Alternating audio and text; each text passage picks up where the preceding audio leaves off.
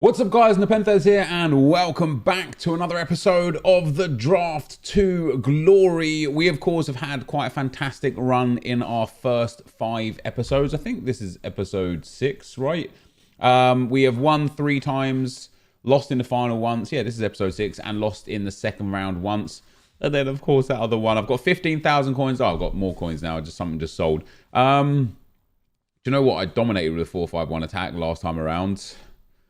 I'm tempted to take it again. Let's see how it does on a second occasion. I know we absolutely battered the draft last time around, and I have to take Cristiano Ronaldo once again. He is just very, very good. So if we could still hit the Messi, the Pele, the Hazards, the Neymars, not that it's going to come out of here. We'll take Ramirez or Lucas Paqueta. I suppose Lucas Paqueta, that's not a terrible card. Ramirez won't offer as much links. Yeah, let's take Lucas Paqueta there. Soft links to Ronaldo, giving him 7 chemistry. Oh, God. All right, this is not going to be the draft that we want it to be, really, is it? We've already had 2 dead picks. Our next pick, we will take Haji. Nice cam to put in there. Just links everyone up nice and cleanly. Gets Ronaldo onto full chem, which is fantastic. And I think I want to take that De Jong card. Really well-rounded as far as the centre midfield goes. If we do get a Messi or a Dembele or something, we can obviously link him on that right-hand side. We get a Pepe, which I will take. Soft links to Haji. Lots of Premier League right-backs out there that we can link him to. Walker, Cancelo, or Walker or Cancelo. So the choice is ours, really. Cancelo, 6 foot, high, medium, 3-star, 4-star. And then we've got Kyle Walker, 6 foot, high, 2-star, 2-star. I think Walker has a bit better defending and physical, less passing and dribbling, which I find to be quite important this year. So we'll take João Cancelo in at that right-back role. Let's get our left-back before our other players as well. Ooh, lots of good choices here. We could take Alexandro. He links Kennedy. I hope we don't finish with Kennedy there. Good news about Alexandro is if we do get Neymar, he'll get that soft link and that will link him in straight away. We could also take Jordi Alba, because we do have De Jong and then an Umtiti or a Longley or something like that. Just gives chem all around. Or we could take Robertson, who soft links into Kennedy as well, and would lend into this Premier League back line. But then De Jong's kind of out there on his own. That's a tricky one. That is a tricky one. I'm going to go with Sandro. I have a feeling that's just where my gut instinct is at. Might not have been the right one, but we will take Nacho Fernandez with a shadow chem style. The Spaniard in there needs a couple of links to get perfect chemistry. Manolas only gets 1 link. Laporte gets a strong link, which is very nice. And he's not a bad card either. Let's take Laporte, pop him in there. And then in goal, can we get Van der Sar? Would be very nice. Yes, we can. There we go. On basic chem as well. That's really nice. 95 chemistry, only 85 rated, but everybody is on a minimum of 7 chem, and we're only like 1 player away from having the full set. So Neymar would be ideal. Some good attacking-minded options would be quite nice. Serge Aurier. I might take that Aurier card for the shadow chem style so that we could put it on Laporte. Yeah, we're going to take... I am going to make some chem style choices in these early stages. I'm going to switch them around. Ooh. Now, Christian Eriksen, he doesn't offer any more chemistry. Nor does Robertson, really. But if I take Robertson and we get Van Dijk, we're in a great spot. If I take Robertson and we don't get Van Dijk, it would have been a waste. If I take Jordi Alba, it will give us a chem boost. Nacho will go up in chemistry. Alba will get onto 10 chem. We'll lose some chemistry on Kennedy, but I think overall, Jordi Alba over Alexandro is going to be the win there. It's just a bit of a better setup for the whole squad. I will take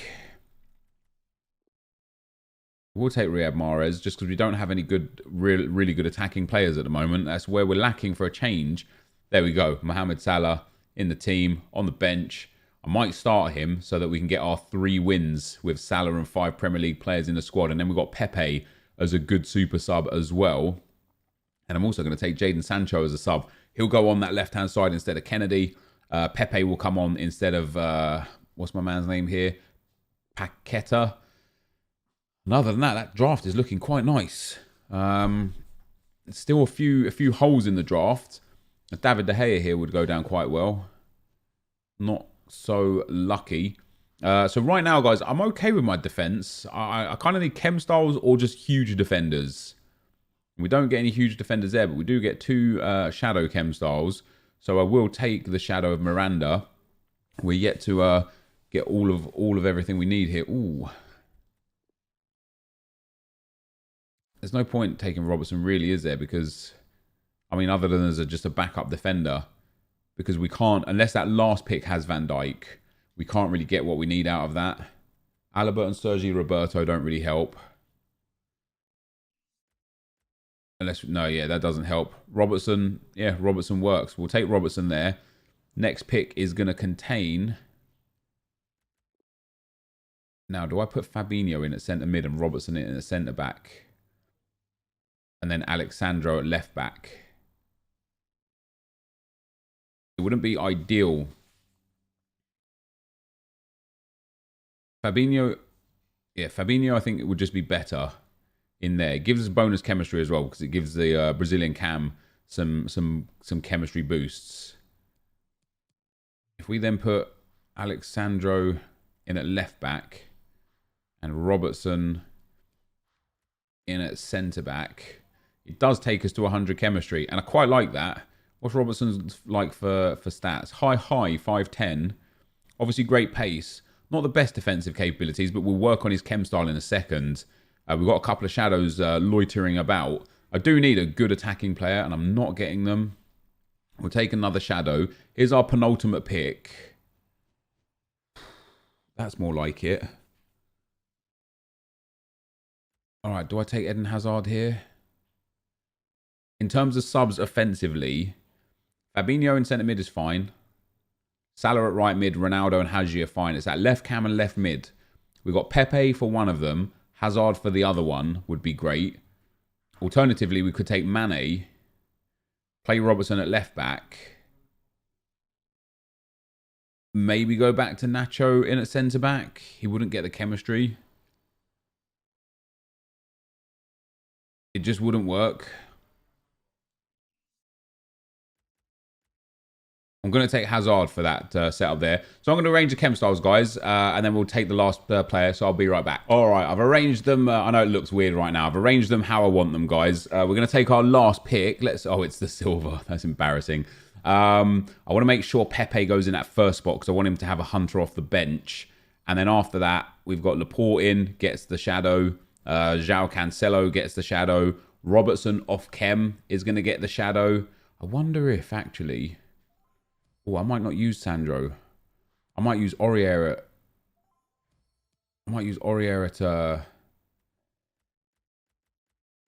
at left back. What do you guys think?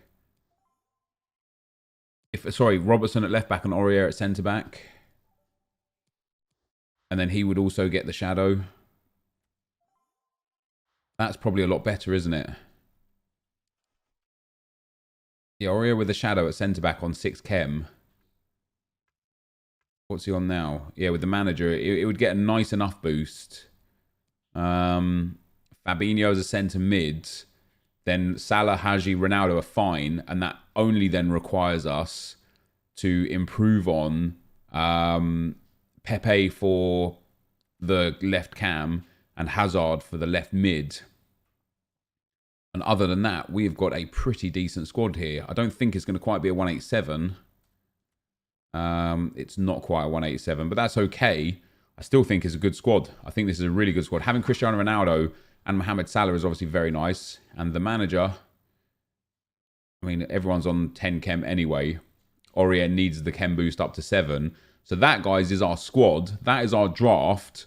I hope it's going to do well again. Let me just back out so that these chem styles get applied. I don't know, because I've gone into the team now. I don't know if it's going to work. I don't know if you have to leave Ultimate Team immediately and then go back in, or if you do anything that it doesn't work. So we're about to find out whether it works. And I just want to set up my custom tactics again. just like the last draft. I just want to show you guys what I do and almost why. Because what I like to do with this FIFA is have one of my fullbacks play, not attacking, but on balance, and one on stay back whilst, yes, it worked. There we go. So we've got the shadows all over the place there, which is great. A hunter on Ronaldo obviously gives him top pace, top shooting, not that he needs it.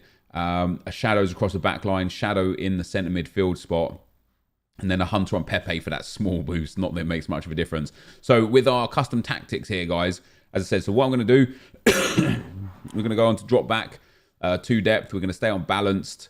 And then in terms of instructions, stay central and get in behind for Cristiano Ronaldo and stay forwards. We want Mohamed Salah to stay forward and get in behind, which means João Cancelo is going to be stay back while attacking so that I don't get left with two players up front there. Robertson can stay going forwards, but I'm not going to set the left mid to getting in behind. So it creates this world where the left-hand side is neither of them are too far up the field or stay back while attacking. And then the right-hand side, we have Salah getting in behind almost, and Fabinho stays back, and then Cancelo stays back, just in case I get caught out with Salah. And then I've hopefully got the players back there to cover. So that, guys, is the squad. Let's get into the gameplay.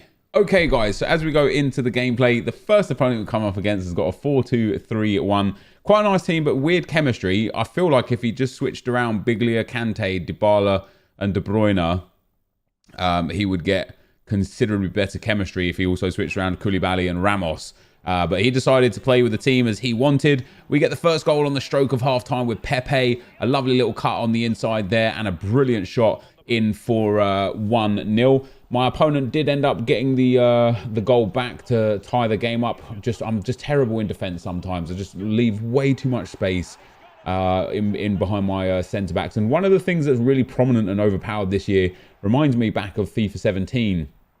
This wasn't really like super well known in FIFA 17. I only discovered it myself quite late on in the game cycle as Ronaldo gets his first of the game. But when a player points in FIFA that they're going to be like going somewhere or doing something, if you just spam through ball to them at that stage, they'll just go clean through. So you see there, Ronaldo pointed whilst his hand's still up. I press the through ball and he just gets possession. I end up scoring the goal as well. Lovely goal it is as well with Cristiano Ronaldo. He is just magnificent.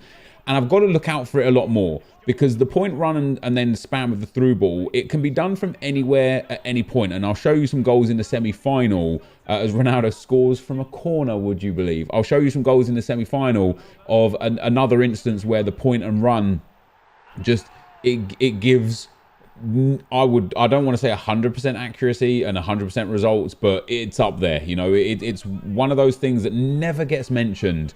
And I don't think people consider the pointing animation, like the hand up animation, as something that is valuable in the game. But we win the first game. Ronaldo gets the 10 rating, which is why the title of this video is Ronaldo the best player in FIFA again, because he is just up there again. Like, obviously when Team of the Year and Team of the Season and super overpowered SBC cards come out and when the Prime Icon moments are released, you'd be able to argue against it. But right now, with the current card set that's in the game, it's hard to look past Cristiano Ronaldo being the absolute best player in the game at the moment, because he has everything that works well. He's tall, high-low work rates, brilliant stats, 4-star, 5-star. Into the second round, we come up against a guy with Neymar, Pele, Salah, Giggs, De Bruyne. The back line is a little bit weak with the Rulli in goal, or at least I thought. But we start off here by actually going down a goal. 5 minutes in, this guy here, Pele, see how Pele points? He puts the ball through, he scores. Now, you would think that it just makes common sense.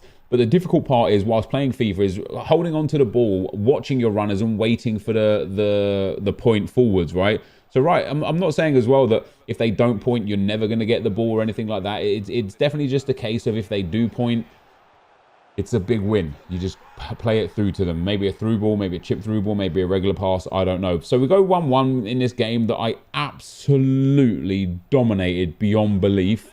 My opponent, with just 2 minutes left, scores to make it 2-1. Fortunately enough, aggressive tackle for me there paid off. We get clean through here. There's Ronaldo pointing again. He doesn't point again, though, but we get the ball through. He gets in behind the defender. We go near post, shoot, score to make it 2-2 in the 90th minute, and that was a deserved 2-2 as well. You guys will see the stats at the end of the game. Into extra time we go, and sadly again, there's me just getting completely done by a simple through ball because of poor defensive choices. I switched into the first centre back running forwards, switched into the second centre back as the ball got played. Because of the low move assistance, he just stood dead still as Ronaldo run straight past him. So at 3-2 down, I'm sitting here thinking, oh God, this is going to be one of those nightmare games where I just batter my opponent blue and don't pick up. But you see Ronaldo pointed there again for me. I play the ball in behind and he is away, and a lovely finish to make it 3-3, and I believe that's his hat trick. And after I got it back to 3-3, I started to just calm down a little bit, relax a little bit. Ronaldo through the middle again, a lovely finish for 4-3, and 4 soon became 5. Some good work from Eden Hazard on the edge of the box there. Tried the little lateral heel-to-heel flick. It hits the defender. Ronaldo flicks it up, shoots and scores to make it 5. So I think that's 8 goals, is that, or 9 goals for Ronaldo in the first 2 games. Another 10 rating, another man of the match rating. And look at those stats, guys. Dominant in possession, in chances. I think he's really in the end made 11 saves. Like it was one of those games where I was like, this is just not the one that I'm gonna win, but we did. And into the semi-final, we come up against a super team, and he's just got everything that's good about FIFA in this game. You know, lots of skillers, and I think 4-star and 5-star skill moves are going to be super overpowered again this year, specifically 5-star skillers, just because of the high agility and the good dribbling stats. And he scores a really nice goal there with Pele to make it 1-0. And the game really just started to get away from me. My opponent was a quality player. He just passed me off the field. He pressured me a lot. And you see here again, there's that point from Zaha. Now, you might just say that's just a simple 1-2 anyway. But it's the 3rd and 4th goals that my opponent scores where you can really get to see how this system is utilised. When he gets to this point here, look at a point. It wasn't even a point there. That was just, again, just another through ball to Zaha. But I think you guys get the message anyway. When you see your player pull his finger up and point it, pass the ball. It's that simple. This is where it gets done the most. There it is, the point down the left-hand side. A ball he has no right to really get. I'm in a good defensive shape. I'm not pressuring. I'm not playing stupid. I'm not pulling defenders out of position. And before you know it, we are 4-0 down. I did manage to get 1 goal back in the latter stages of the game. My opponent's actually not even playing, and it still was nearly impossible to score against him. So something to think about for defending over the next few days for me to learn there. So that, guys, is going to be the end of the gameplay. Sadly, a semi-final loss for us today. Let's go and get into the packs. All right, guys. So we end up losing in the semi-final. Fair play to my opponent. He was just considerably better than me. Outplayed me pretty much from the first minute to the last. Sadly, he was super toxic as well. Watched every replay and cutscene of everything the entire 90 minutes. Interestingly, though, the last 10 minutes of the game, he didn't play. He just stopped playing, and he was still able to defend immaculately. So I don't know if that whole just controlling your striker and letting the AI do all the work might still be a viable option, in spite of how EA said otherwise. So good news for me is I got 2 out of 3 wins with Salah and 5 Premier League players under my belt. So I'm only 1 win away from completing that objective with Salah. And as per usual, Cristiano Ronaldo was just utterly bonkers again this draft. I know I've spoken about how good Messi is again this year, and I genuinely believe Messi is very good this year. I think this is the first year in some time where he has a true place in the game in people's teams. You know, sometimes I'd play Foot Champs or just play FIFA like last year, and if I saw Messi in someone's team, I'd just be like, that might as well just be any other player. It doesn't really scare me. But when you see Ronaldo in someone's team, you're like, oh God, this is going to be hell. So although I'm absolutely under the impression that Messi does have a place in this year's game, this is just the best card in the game again. He's too strong, he's too quick, his work rates, his skill moves and weak foot are just too good. His unique and custom animations just make him absolutely outrageous. His composure and reactions, like it's just once again the absolute best card in FIFA. Until obviously we get like super high end, I don't know, flashbacks or team of the seasons, team of the years, and icons and stuff like that. So a semi-final loss here, guys. Let's see what we can pick up for today's rewards. A jumbo premium gold pack and a gold players pack. Not the worst in terms of making profit back. Lots of players, lots of items. So from the Jumbo Premium Gold Pack, we are going to get no board or walkout. It's going to be Belotti. Not bad, 82 rated. Could have been worse. So yeah, that's not the end of the world right there. Lots of players again. And just because of the sheer volume of players, we will absolutely make profit off of this draft. Lots of players, good consumables. We'll discard him as well. And yeah, and then in the gold players pack, not the most ideal pack, not too bad for a semi-final though. Let's see if we can get lucky in our gold players pack though. Is it going to be our day? No, it's not. Is it going to be a good 81 or 82? What have we got? Yeah, it's not bad. It's Joel Matip, so could have been worse. I don't think he's worth anything. We get Jardel and Orban, and Orban was just an inform. Wow, a lot of high-rated cars. So, okay, Joel Matip's worth like 2k-ish. That's not too bad. Jardel and Orban are nice and high-rated. Omar Mascarell, not worth anything. A lot of these guys just generally not worth anything. But we will absolutely make a nice amount of profit off of that draft, guys. This is going to be the end of the video for today. If you did enjoy it, be sure to leave a like, rating, comment, and subscribe to my channel if you haven't already. But for now, guys, I'm out. Peace.